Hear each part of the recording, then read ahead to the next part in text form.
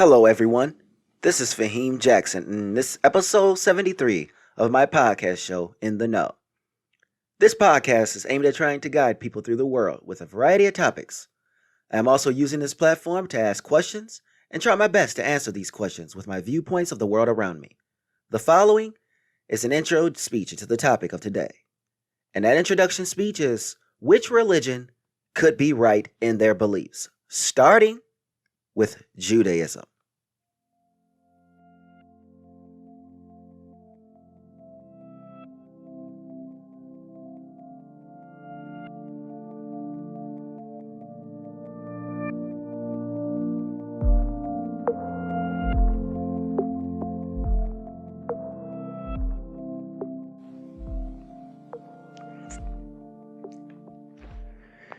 As a child growing up, I was raised in a Christian household, but there were only a few kids that I knew that was from outside this faith.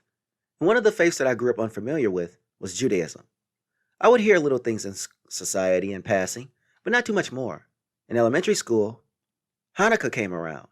We would incorporate this into the curriculum. Yet it didn't go into extensive detail. But this episode is not why I didn't learn the religion in school.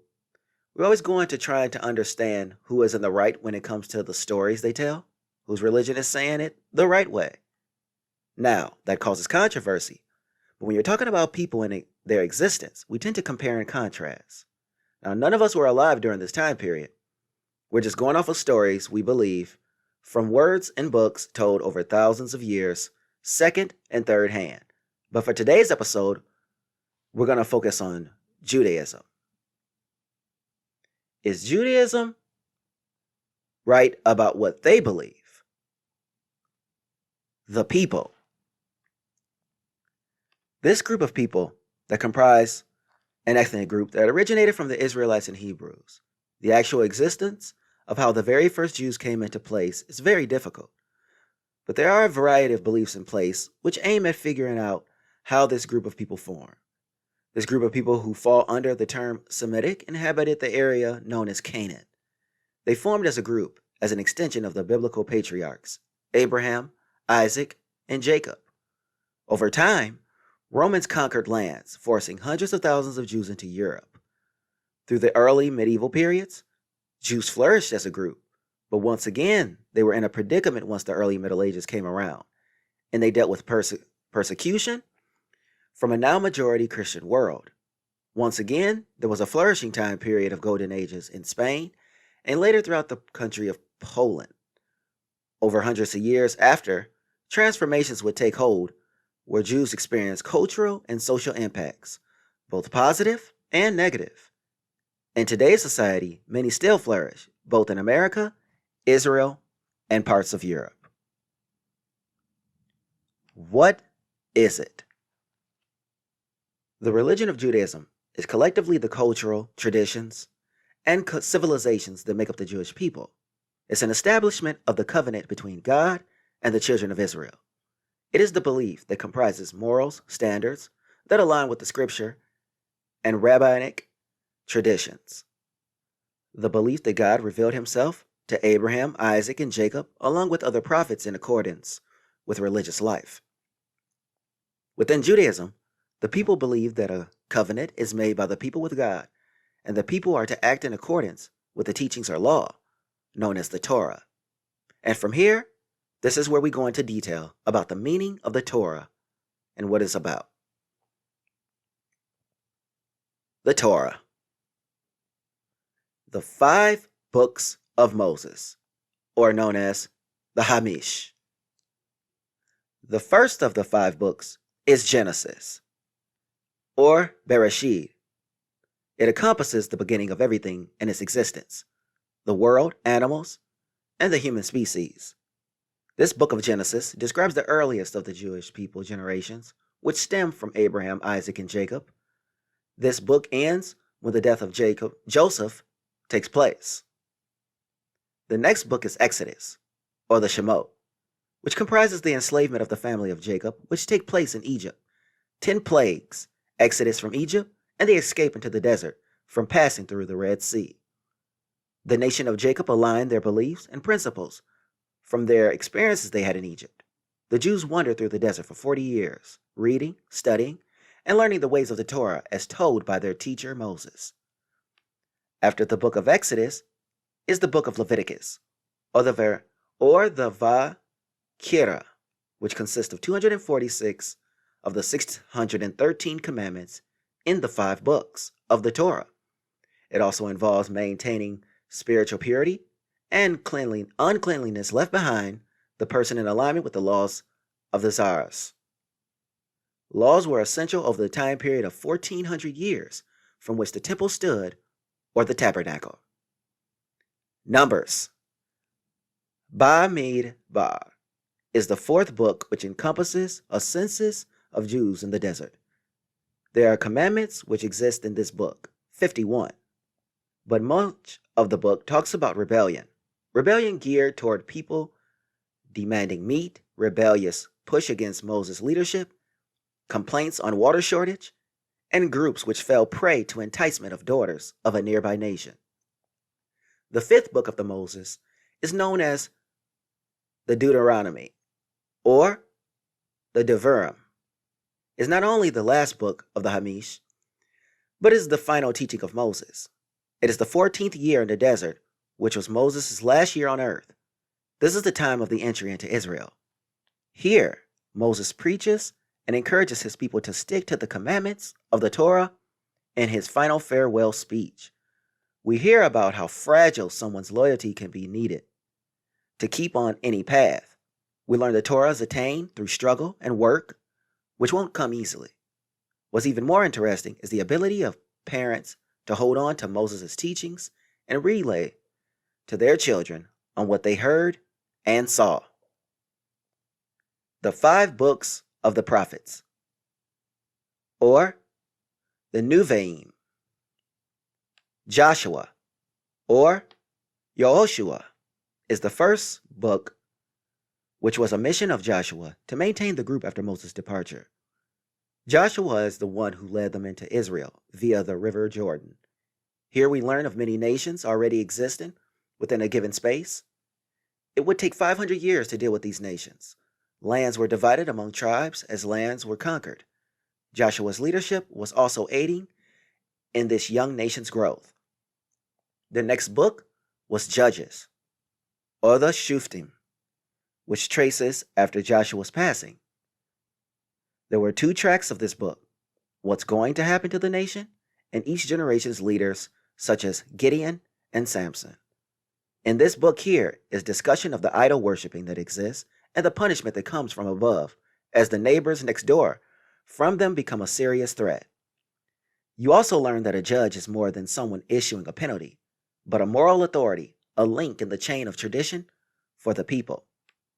The 3rd book is Samuel, or Shuel, is the 3rd book which describes the building of the kingdom of Israel. Up until this point, there is no king, just judges for each generation whose power wasn't as influential as the king. The destiny of the people could not be reached without the leadership of a king. Samuel's position was crown a king, Saul, whose purpose was to destroy Amalek, to build Jerusalem and the temple. Saul's sensitivity, though understood by him above, led to his downfall and potential greatness.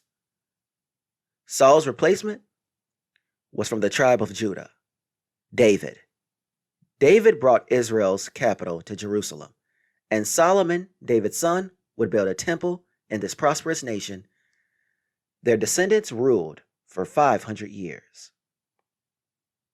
The Book of Kings, or the Melachim, is the book where in the line of David, 21 kings held post of the 10 tribes. During these reigns were a lot of idol worshiping, some in an insane manner. Here's where kings not only held responsibility for religious people, but the behavior of the people. If he were good, they were good. If he were bad, so were the people. Prior, there were judges, who if a judge went in the wrong direction, the people didn't shift. So there was way more individuality. With the judges, this book spanned a time of commonwealth to almost Jewish destruction. Prosperity remained with King Solomon, but prior to his life began prior to his death life began to shift. Reshavim, Solomon's son, chose to be tough and aggressive, rather peaceful like his father. From this reign sprang two opposing nations, one engaging in toughness and idol worshipping, and the other in line with King David, who looked to kings for leadership. Many kings proceeded who met their demise because of their own errors, and then the next generation took control. But the book of Kings ends with Babylonian kings taking over. The fifth is Isaiah, or Yeshayahu, which is the book where the prophecy is given to him by the higher power. This book talks of the stern warnings to the Jewish people who are of conscious mind. The Jewish state depends upon the following of the commandments set forth by He above. And if things didn't improve, there would be great destruction set forth. Isaiah talked of the temple in Jerusalem coming down and the kingdom of Judah, where Jews were exiled. But Isaiah was killed by his grandson, Manasseh, king of Judah, out of fear of these predictions. Jeremiah, or Yirmiyahu, is known not only as a prophet of doom for predictions of great resistance, but also marched with the ones who were exiled after Babylonians took over. The book of Ezekiel, or Yezhuskiel, is the next book which he started as the temple was being destroyed.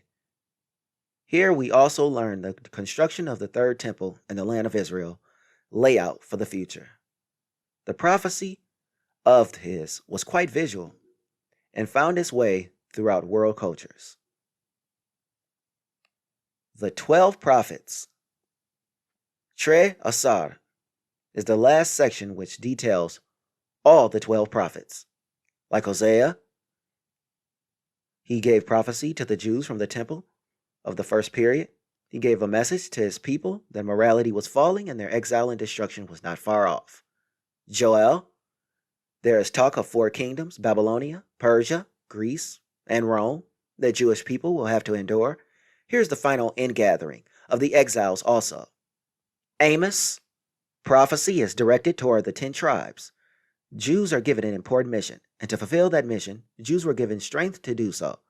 And for not fulfilling their job, punishment is stiffer than for most because they have these strengths. Obadiah, not directed at Jews at all, but neighboring nations, and these nations are destined to be brought to justice as well.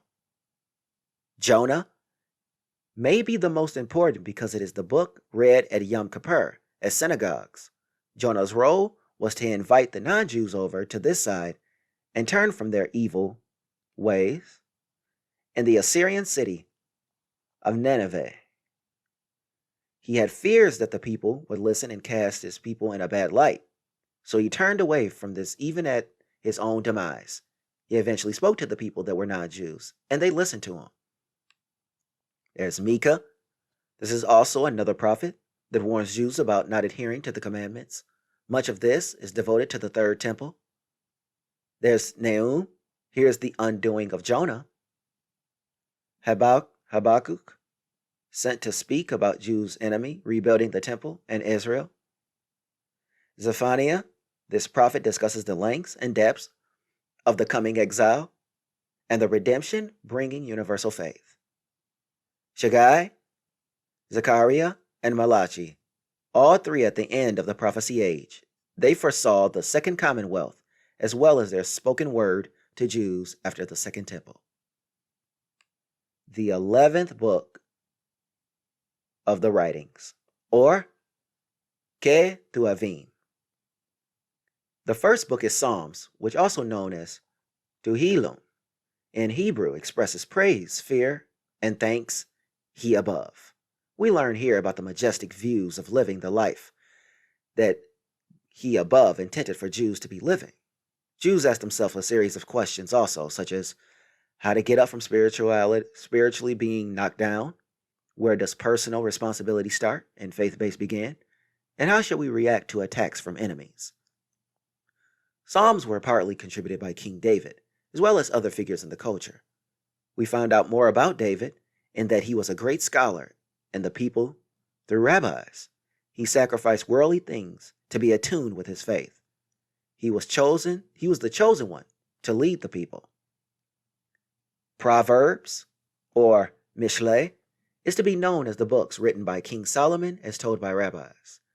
Things within Proverbs might seem repetitive to some, but there is meaning in the writings.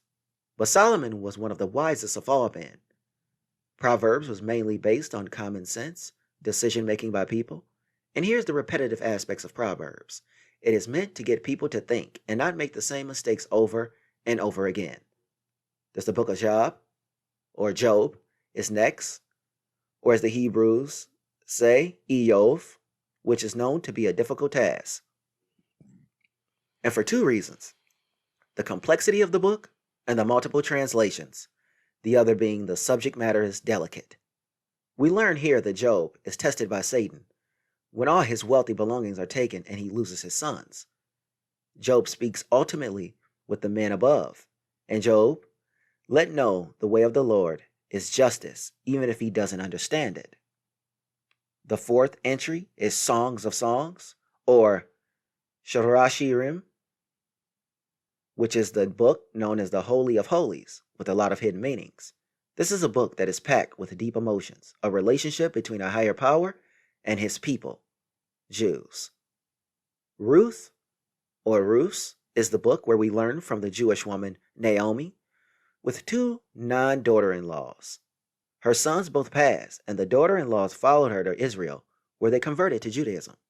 The book goes into detail of Ruth, one of the women who Naomi advised not to follow her, and decided to convert instead anyways. While working the grain fields of a wealthy Jewish family, Ruth meets a judge and leader whom she marries. We learn King David ascended from this couple.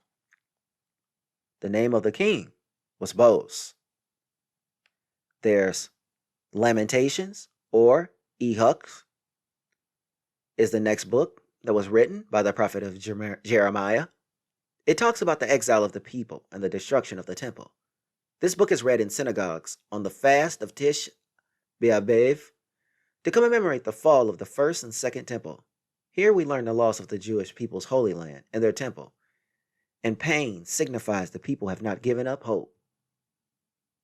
There's Ecclesiastes, or Kohel, is the book of King Solomon, which was his final writing.